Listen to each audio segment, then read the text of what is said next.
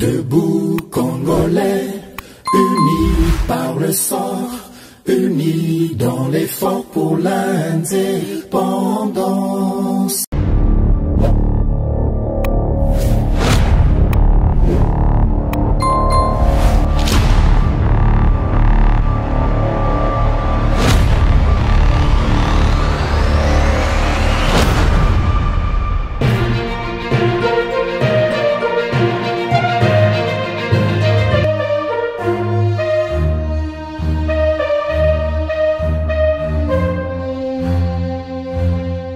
Vous allez bienvenue na GCAM Télévision, fidèles abonnés, chers internautes, Nazan et Sengwakoye Babino, ébélé à travers République démocratique du Congo, à travers Mokili Mobimba, na Bolandi Basango, na GCAM Télévision, analyse et décryptage, yaba information et longo na mwana mboka, Samba Olonga, na pesibino matondo mingi pour na fidélité na bino, merci pour na confiance, oyo bo renouveler kana etando na biso.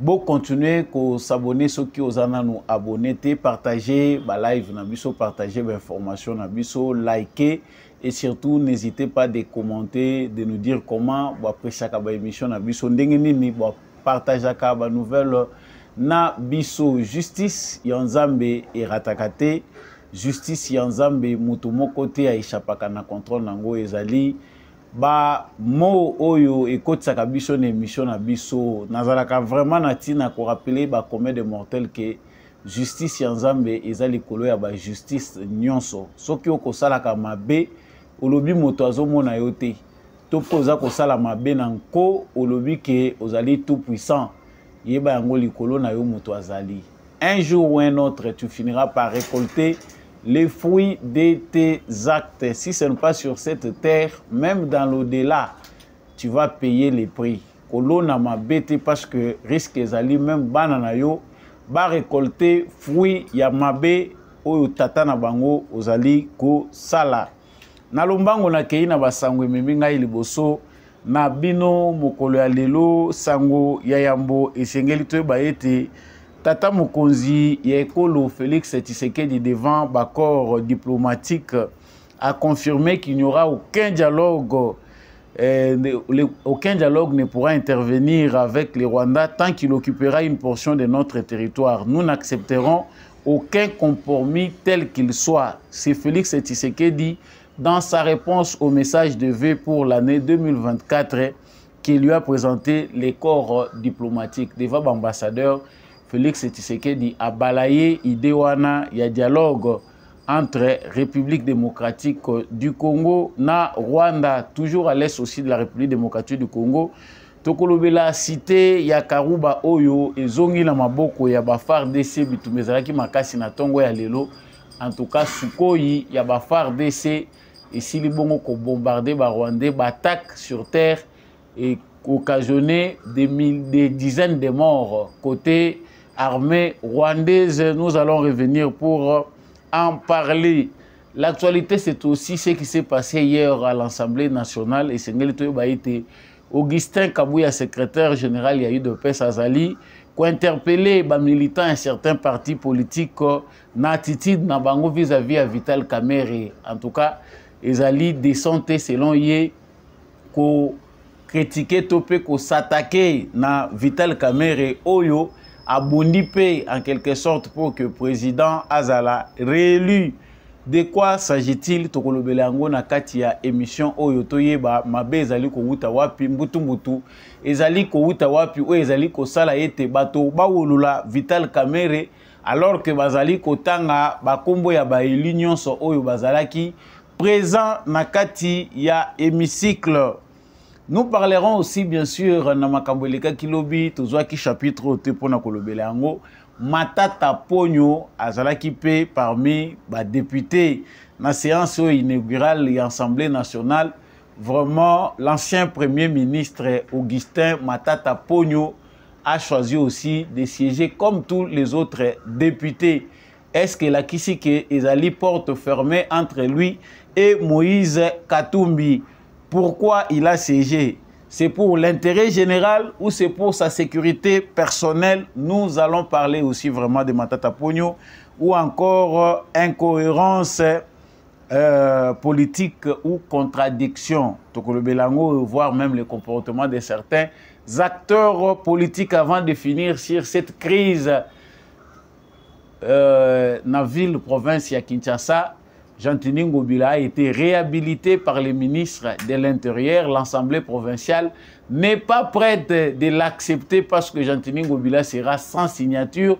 Jekoko Mulumba non plus, celui qui assume l'intérim jusque-là, n'a pas accepté de laisser la responsabilité qui lui a été confiée à Jean-Tini Ngobila. Qu'est-ce qui se passe dans la ville de Kinshasa? Peter Kazadi, yo mutozongi saki Jean-Tini Ngobila na ebonga na ye, yebisa biso to komi na niveau nini. Ezali question ya ba auditeur na ba téléspectateur na biso to kolobelango na suka. Ye émission oyo encore une fois de plus na pesibino matondo mingi ndenge boponi penza etando ya malamu, c'est-à-dire GCAM télévision pona ko partager basango ya République démocratique du Congo. Na rappeler bino que ce que vous en nous éclairé, c'est-à-dire aux abonnés, abonnez-vous pour comme membre effectif, il y a étendu à éclairer et surtout liker, partager, c'est la routine. Ndenge wanande yo koki penda ko sala poete opesa makasi penza na etando oyo to mwana mboka samba olonga mesana komemela bino basango ya République démocratique du Congo. Nazongi na lombango penza na sangwa liboso na lobelaki ya tata mokonzi ekolo Félix Tshisekedi.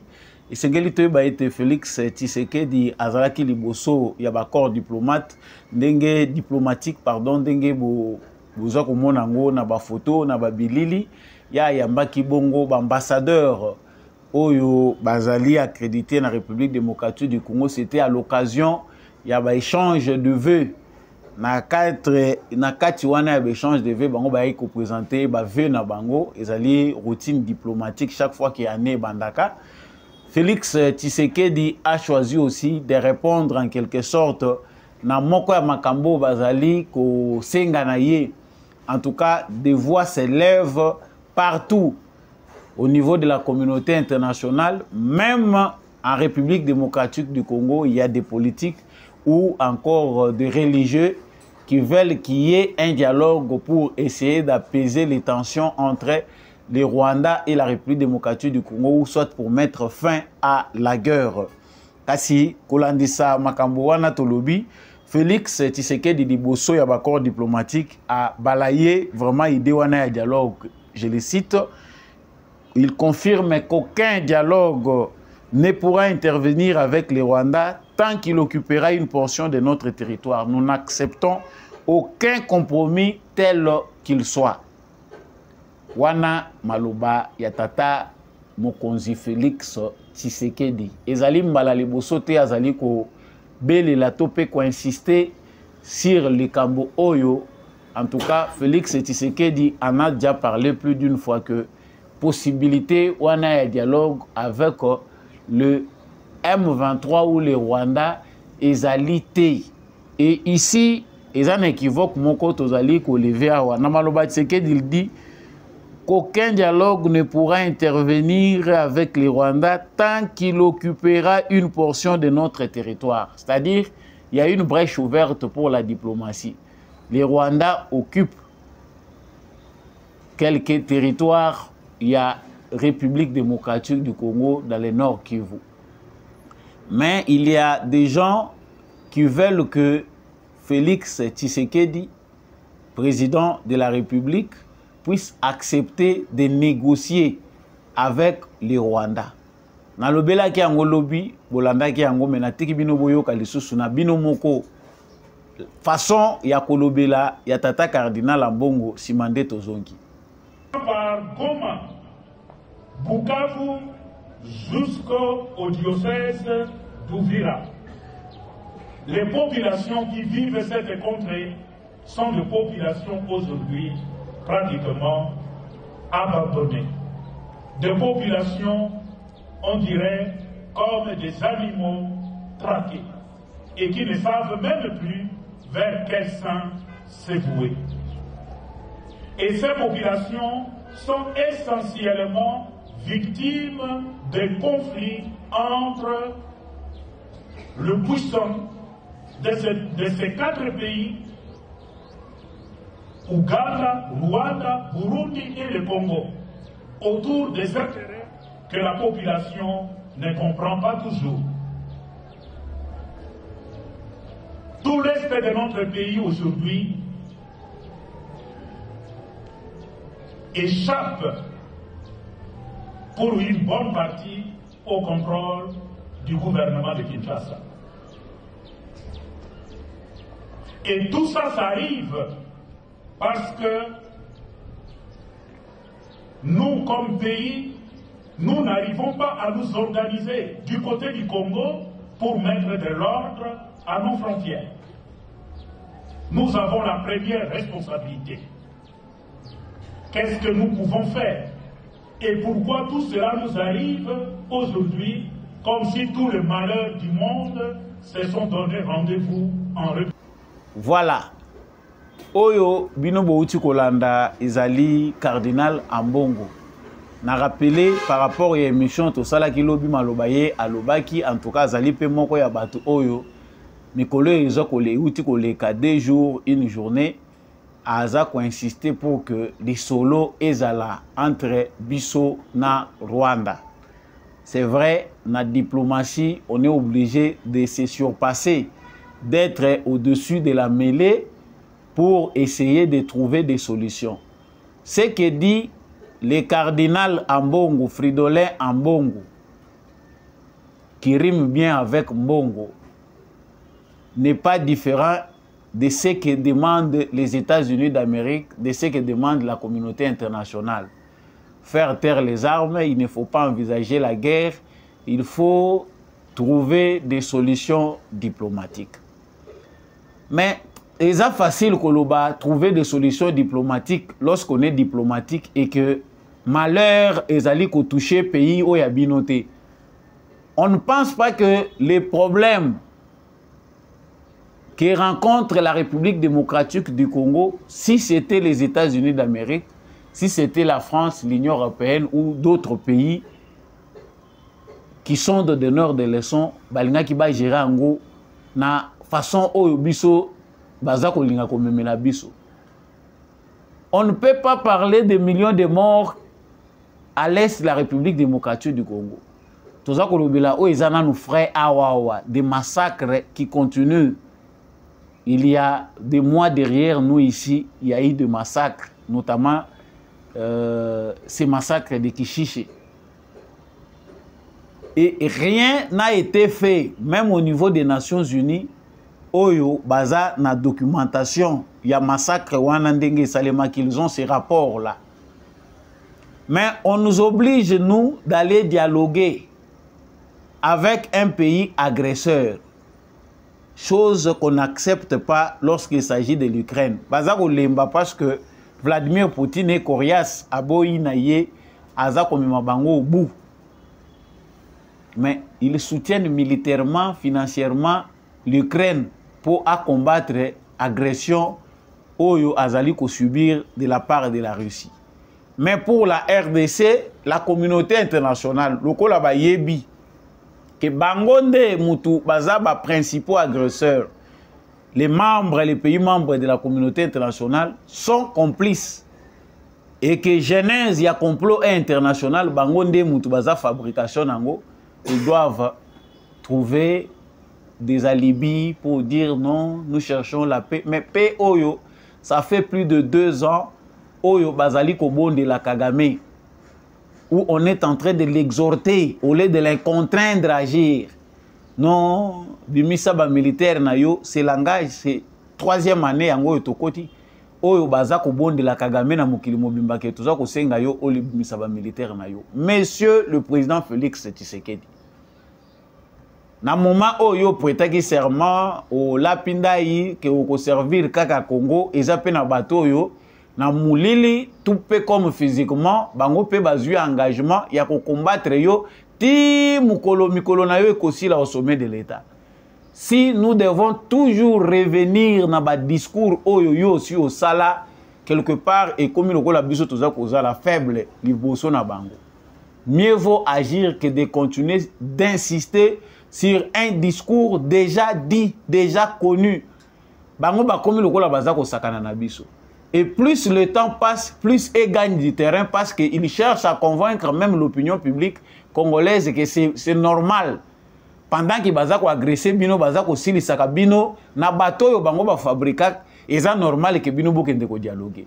Et vous voyez en bongo, argne oyo nanaza ko lobela nango makambu ya mboka, toza ko mituna, est-ce qu'Ambongo était né réellement congolais dans ce pays? Franchement, on est obligé de se poser beaucoup de questions. Que l'Église catholique, qui a la possibilité d'avoir des informations sur tout ce qui se passe au Congo, fait semblant de ne rien connaître. Si Ambongo Azako Bimaloba, c'est Kinshasa qu'il doit attaquer. Rien n'est fait, des territoires sont déjà partis, nous n'avons plus aucun contrôle. Là, vous étalez les faits. C'est bien bon de le dire. Est-ce que la solution est dans ce que vous vous proposez? Dialoguer. Non, maintenant, allons dialoguer. Ce qu'on y a, cette initiative va bien. Tokende ko dialoguer. Tozo kende ko pesa nini. Bango kuna bazako senga nini. Ça, moi, yo yebisango ba fidèle na yo ezate. Franchement, ce que ça sorcellerie, te biso tokoka moyango. Mais un président de la République maloba lobby concernant dialogue oyo bazako senga na ye, tomoni yango. Les seuls dialogues ne peuvent pas se faire dans ces conditions-là. Bino bozo ko occuper ba terre na biso sans raison. Et le biso to kende na position wana à faiblesse avec nos terres occupées pour aller dialoguer. Sur quoi? Autour de quelles questions? Et puis pour obtenir nini? Comprenez qu'il y a des forces du mal, des forces occultes qui se cachent derrière cette aventure et que les cardinals Ambongo est aussi manipulé dans ce sens-là. Réponse à Siazui, Félix Tshisekedi a répondre. Na makambo yo tosili koloba awa. Actualité l'Assemblée nationale. Congo yo biso toza ko luka bonheur mais faut toye bango que eza pema sécurité. Eza ma sécurité. Kaka ko banda Assemblée nationale e bandi guerre ya ambition. Et ça lui peut que Moutoumoko Azoka. Augustin Kabouya azali ko interpellé ba militants. Il y a certains partis politiques n'attitude na bango vis-à-vis ya Vital Kamerhe. Vidéo tozalangwa wa na ebité za moi flou mais natiki nanu ndeko chaque wa tira bino ango ba wolola ki Vital Kamerhe tolandango. Monsieur Kamerhe lwa kanyingini Vital.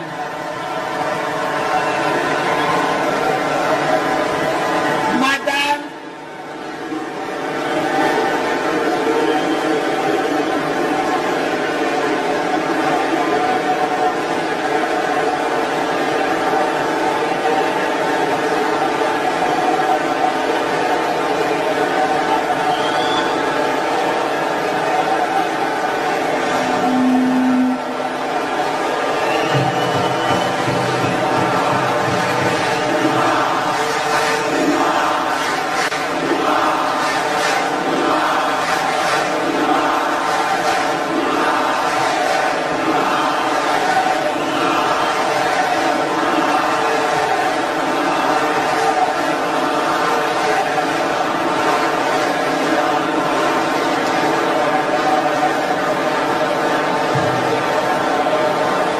Voilà, c'était à l'occasion de quoi, en tout cas, Bazako Tangali, Bakombo, Yaba honorable Bazali présent na séance inaugurale de l'Assemblée nationale.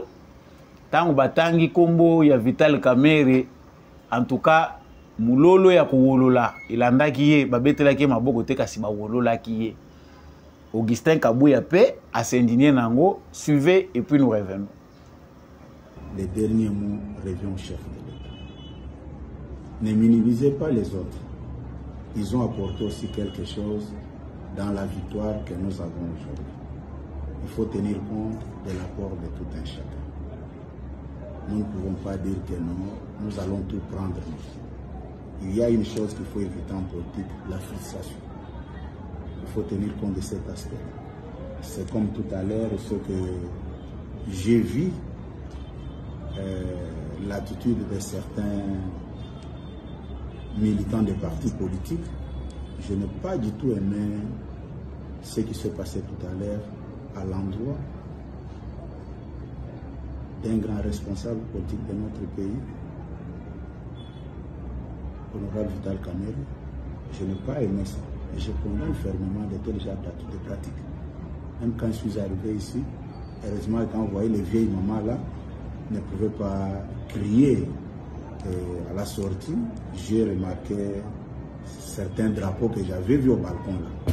Et je demande aux responsables politiques de l'Union sacrée de comprendre que tout le monde est utile dans la société. Il n'est pas interdit à quelqu'un d'avoir des ambitions. Ce n'est pas du tout propre. C'est quelque chose qui ne m'a pas du tout arrangé personnellement. Voilà. Wana ezali Augustin Kabuya Boyebi qui est passé.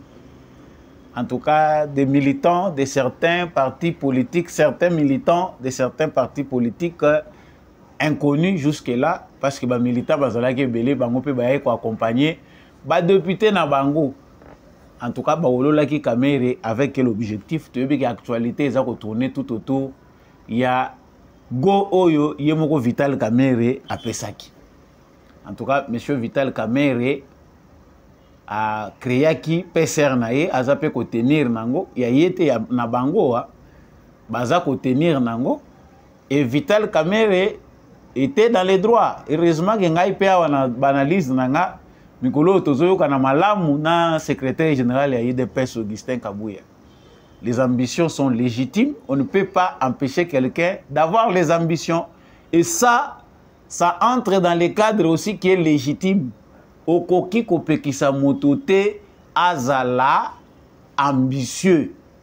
Même s'il est incompétent, il a les droits légitimes d'être ambitieux. Moutounion sakoki ko concourir na poste moko songolo pakala. Soki bolingi bo contraindre mutuna guerre d'ambition, il faut s'organiser, se proposer des choses oyo ekoki kokende pour étouffer Moutouana. Mais on ne peut jamais étouffer quelqu'un sur base de bruit, non, dans les jeux démocratiques, on voit il est dans la scène politique, il a ses députés, il est aussi en train de se battre pour convaincre certains acteurs politiques pour Kendepe Liboso. Yango Augustin Kabuya lobi Batouana, boza kosala malamu te. Mutuna mutu azana façon na ye abundaki pour que Félix Tshisekedi soit élu. Et effectivement, Vital Kamerhe était aussi au four et au moulin dans sa circonscription électorale et dans d'autres endroits pour que Félix Tshisekedi soit élu comme président de la République. Mais et pas iwa piezali kosua. Mutuna mutu azana bitumba na ye na mukili. Tabaza koloba koko zala na yo bon, koko zala na yo pe mauvais. À chacun ses combats. Vital Kamerhe est très mal vu de par son initiative. Tangana lobaki awa bande kwa INC boluka conseiller moko ya bien bocha pembeni ya Vital Kamerhe parce que akobanda ko bibeta ka ba masasi na lokolo à chaque moment pour ezana ngondenge na ye. La précipitation fatigue, pousse toujours à mal agir. Il faut agir calmement. Moko ozano déjà bien placé, mais aux élus, moutumoko asala lokola zobima allez, yope obimi. Bon, c'est pas à moi de conseiller le président de l'INC, Vital Kamerhe, mais il a provoqué, il a suscité vraiment na initiative na ye colère. Yaba Congolais et belé oyo souci na bango ezalaki ke ba monela kaye ba yokela ka kombo ya Kamerhe na prison. Tout commence par là. Il y a une bonne partie des Congolais qui ont été déçus de l'issue du procès de 100 jours. Oye Melabiso, juge Yanyao. Il est décédé comme ça, dans des circonstances mystérieuses. On ne sait pas jusqu'aujourd'hui. Ceux qui ont été autopsie, tu éviter ce qui autopsie ya ka ko conclure nini mais akufa ndeko na biso a disparaître kaka boye.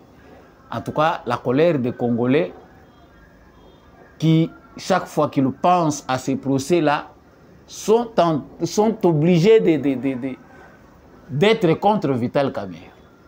Les affaires d'État sont pareilles. Babomi Bamoussousou, Basekousi Bamoussousou.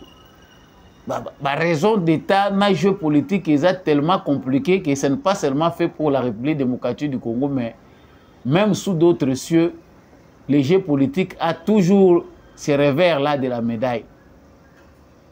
On voit un Kamerhe que certains souhaitent disparaître de la politique, mais qui persiste et signe et se présente fort. Dans le moment où il y a un fort, allez, Yambi Bazako Toutaï. Augustin P. Kabouya Mikolo a vu vraiment casquette, il y a Sango, Ambongo, a vu place, il y a Augustin Kabouya. Augustin Kabouya Mikolo, Massassi Ezate. En tout cas, Mikolo, Eza Kazaka, il y a homme d'État. C'est un comportement que beaucoup de gens félicitent. On sent un Augustin Kabouya rassembleur, pacifique. En tout cas, les propos sont toujours mesurés. Le ton est à sa place. Félicitations à secrétaire général Yahi de PCP, honorable Augustin Kabouya, pour cette tempérance. Mais aussi, et là, c'est important. C'est là où ça fait mal. Chers militants, combattants de l'UDPS, chers membres et cadres de l'UDPS, c'est aussi les lieux pour vous de vous organiser. C'est le moment propice à l'organisation. Il ne faut pas que il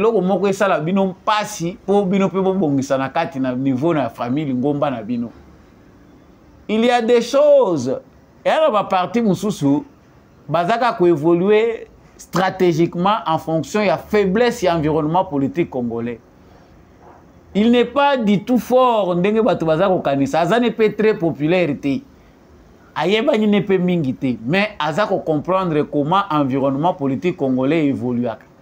Il maîtrise bien la stratégie de la cause d'Anangwa et Ozomone Azo résister.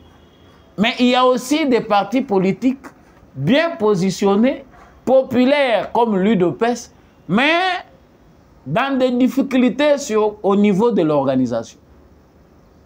Parce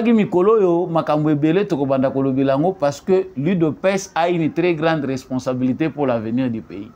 Critique au Tokosala vis-à-vis, il y a l'UDPS. Oyo combat, ezapé combat na biso, ezali critique moko ya makasi. Il faut encadrer les militants, leur apprendre maintenant la politique gestion.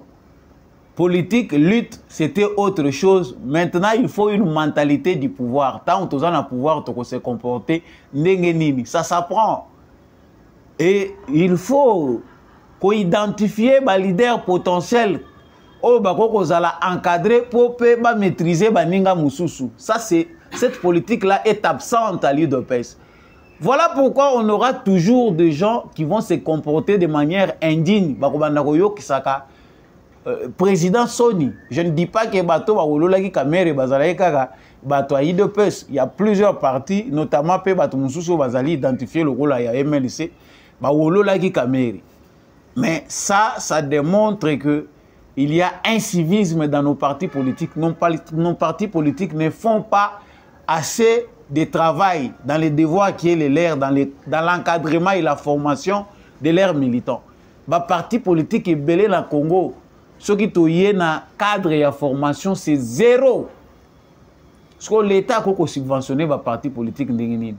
Parce que tant que la formation, il y a la masse, encadrement, il y a patriotique. Aussi, c'est un travail qui doit aussi être accompli, fait dans les partis politiques par des formations. Mais ça le maté. Pourquoi? Parce que la plupart des partis politiques, Bazali Mingi Kaka n'a besoin d'un résultat. Ce qu'on a besoin de la démonstration de force pour mon appel que parti n'a besoin qui présent. On va louer des badauds, des chégués, des enfants qu'on va prendre associés, des jeunes gens. Si bango bâton na drapeau, ce sont les militants. Le soir, babetani makofi bakaboli ba 5 000 et 10 000 francs. L'IDPS est aussi en passe de devenir un parti comme ça. Pour permettre de critiquer Bakamouana parce que ça fait très mal. Au lieu d'encadrer les jeunes pour comprendre, assurer relève, bangonde mutu, kozwa loboko parce que ndenge ezako kendawa, c'est les jeunes nde mutu baza à venir. On préfère avoir des jeunes inconscients à ses côtés, jeunes baza instruité, baza musika na jeu politique qu'on peut malmener facilement. Ozaka koboa que la bango ba miette ba keyi ba betani makofi lobi ba yeko tonde la yo na porte pour ngai na continuer kozala mokonzi seko na seko.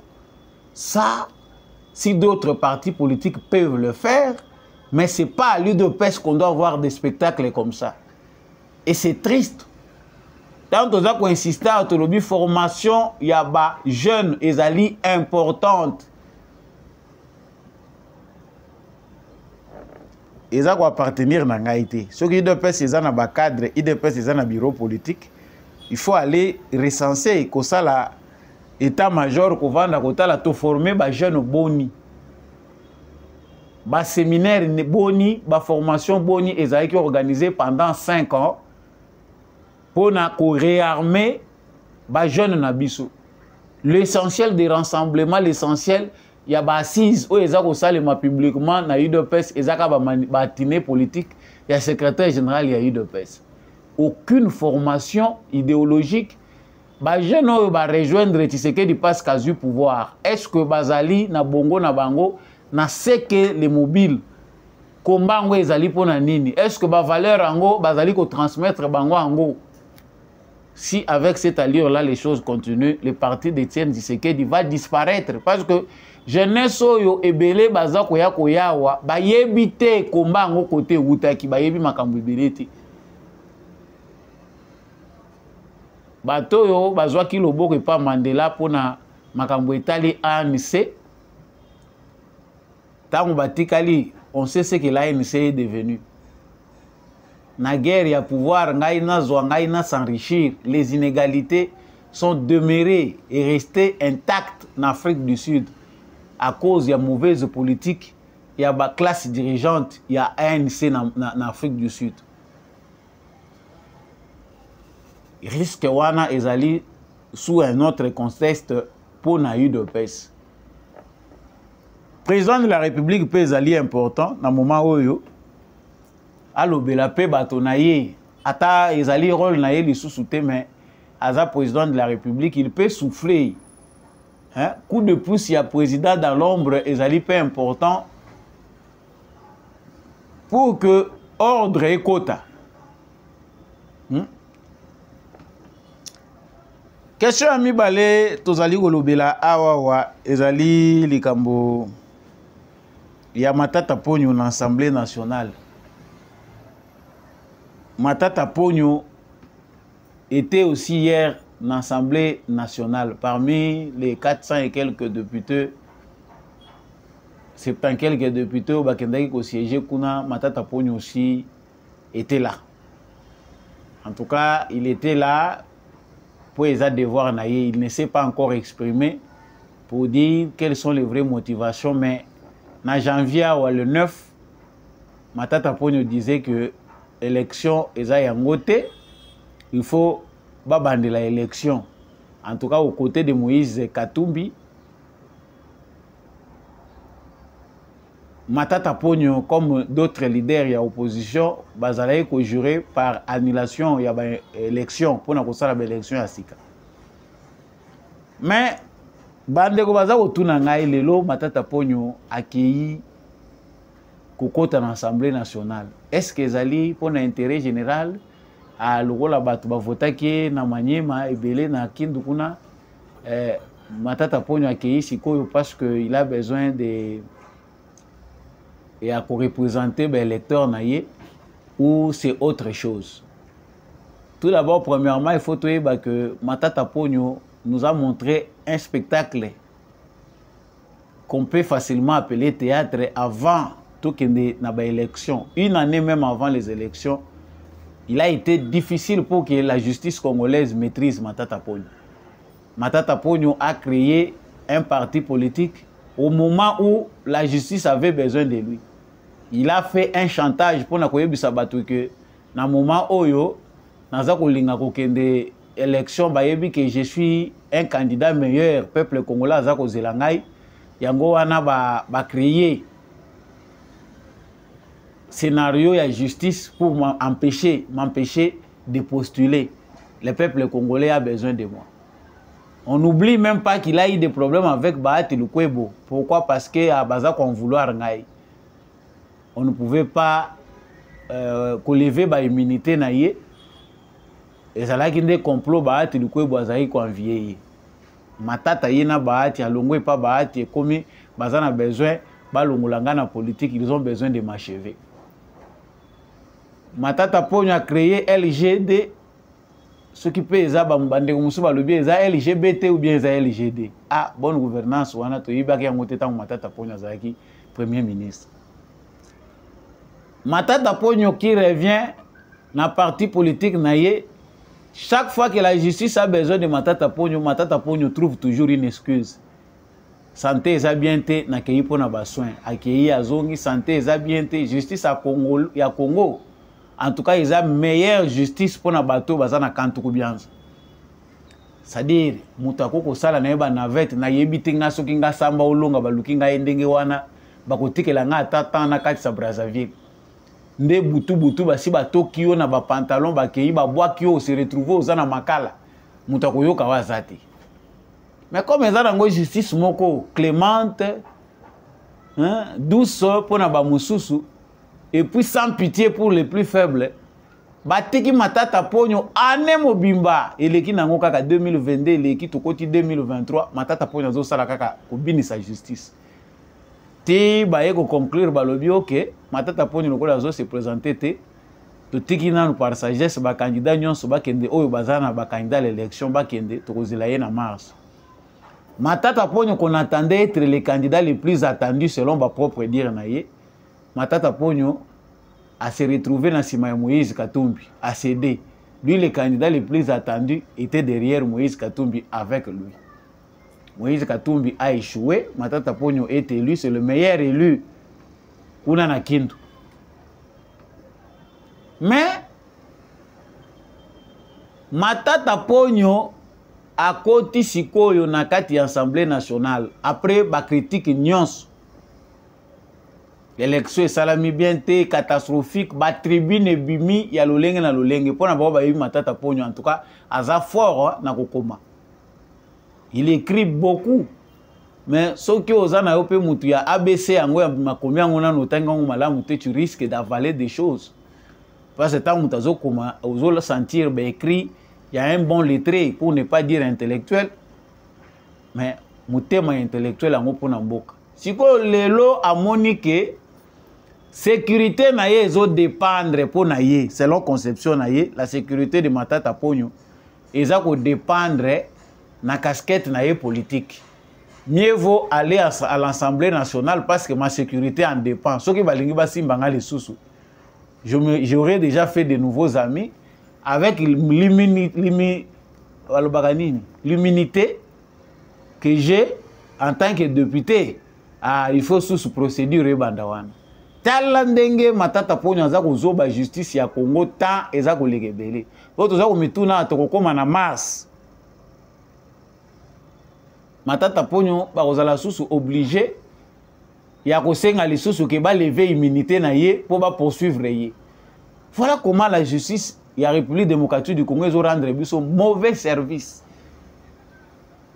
Ce qui te continue le sous na mandat oyo babengi mutu aboyi koya baboyi siko justice ango ezaka pona ba bato oyo baza plus fort pona justice ba o ba faible nde bakokanga bango ndenge balingi. Ça fait mal. Mais Matata Ponyo à travers cet acte a tourné le dos à Moïse Katumbi. C'est une façon bango nyonso déjà bazali kopesa mu Congo na ce qui vérité des urines, ce qui vérité des urines balobaka. Donc vous aurez compris. Pour ce qui est de Matata Ponyo, il a fait le choix de sa propre sécurité personnelle. Ça n'a rien à voir avec l'intérêt de ceux qui sont au Kindu là-bas. à Kindu ou bien au Maniema. Eza nango n'a rien à voir na ba électeur na ye. C'est que Matata Ponyo cherche c'est que ba voies et moyens o ekoki permettre ye que à s'assurer qu'aza na sécurité moyen ba poursuite judiciaire ezala ezate. Na trouvé kaka moyen oyo soki bakoko tout isanga atana Tshisekedi. Naza ko rappeler awake sur le dossier Matata Ponyo azalaki na couloir kwa kutana na Tshisekedi toujours pour son dossier. Comme Félix Tshisekedi ne l'avait jamais reçu, yango mona Matata Ponyo telengana ndenga aza ko telengana bo. Objectif awa ya Matata Ponyo c'est que qu'il voie moyen nini politique ko permettre yeke bali muisa dossier ya Bokanga Lonzo. Il appartient aux Congolais d'être debout. Tosilisi awawa na likamweleki na Karuba na tongo ya lelo toza kokende pona kosukisa na makambo etali vila Kinshasa cité ya Karuba ekwe lisu na maboko ya FARDC. So toza kopesa bweza bandeko baza komelanga mais baganyaka territoire te bakozwa bunaga na air nini. Non. Makambo ebele ezali kosalema na armée na biso ezali transitoire. Ba institution na biso ba animateur na nango bazali en passe d'être remplacé par rapport à l'élection où Salami ils ont makambo ezali en transition. L'armée est en train de faire son travail. Kagame loko la zana population ya mingi na Rwanda et que bana ya batu bazana bango na importance ya vie ezate. Tika bakufaka. Quand on dénombre aujourd'hui, c'est encore des dizaines de morts. Bazako loba une cinquantaine ya batu bakufi lusu na tongo alelo na Karuba. Ba avion de chasse ya Sukhoi et Bimakala. Et ciblé bango, ba bombardé bango, force terrestre pe landi bango. Mabomeza libanda, ba photo eza nango na ba réseaux sociaux, ça ne sert à rien d'aller prendre des photos awa na YouTube ba kokangango. Et puis, ce n'est pas professionnel, il y a des photos, moni mutu michopo eza libanda, mutu eza na ba makila, oza ko partager na ba groupe ya batu. S'il vous plaît, il y a des âmes sensibles, que ça soit mort ya ndeko na biso, que ça soit ya mutu mususu, mais eza na ba image eza très sensible qu'on ne peut pas partager en public. Les réseaux sociaux nous ont rendu fous jusqu'à tel point que tozo kanisa ke eza nango ekoma nango normal. Tindela ngai ba photo, tindango ozo tindela ngo n'importe qui. Sans consentement ya mutu tindeli afongola kaka ba cliquer, mususu akoko zanga kolia misuni vina ye mobimba. Soyons quand même raisonnables. Donc cité à Karuba oyo ba combat ezoko continuer aux alentours ya Mushaki. En tout cas, ba FARDC baza ko sala musala na bango, ba brigade de Belewe esopani kuna. En attendant ba force ya SADC. Question na Peter Kazadi. Ndeko Peter Kazadi yo lobi Jean-Denis Ngobila azonga na ville ya Kinshasa, mutuna ba Congolais. Jean-Denis Ngobila pe aye. Est-ce que vous avez une disposition pour que procédure nini administrative ko sala ke Jean-Denis Ngobila azongela ba fonction na ye pendant que azali poursuivi na justice? Na lobaki te likama Peter Kazadi naza ko lobango te batu ba musu batindeli nga ba message oza complice ya Peter Kazadi po bino bozala ka boendenge nini Peter Kazadi o eloko nini etindi asala makambo boye. Peter Kazadi n'a pas réhabilité seulement Jean-Denis Ngobila mais d'autres gouverneurs aussi. Si quoi question toza ko tuna au Congo ceux qui mutu azali poursuivi pour des faits avérés ba faits eza ko monana et que indice qui a culpabilité ezali ezala possible batika ye a continuer ko assumer ba fonction na ye. Donc mutu wana moye ba suspendre ye ezate.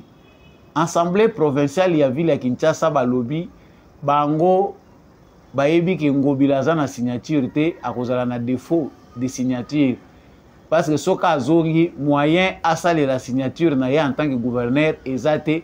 Assemblée provinciale s'est retiré qui est confiance.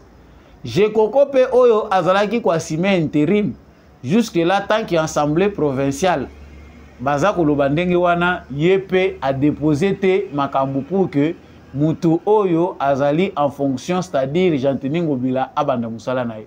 Awa naza kolobawa j'ai koko mulumba asi a lancé lisusu ba travaux na commune ya Kasavubu na rond-point Gambela pour que baba anda lisusu pour assainir rond-point Gambela.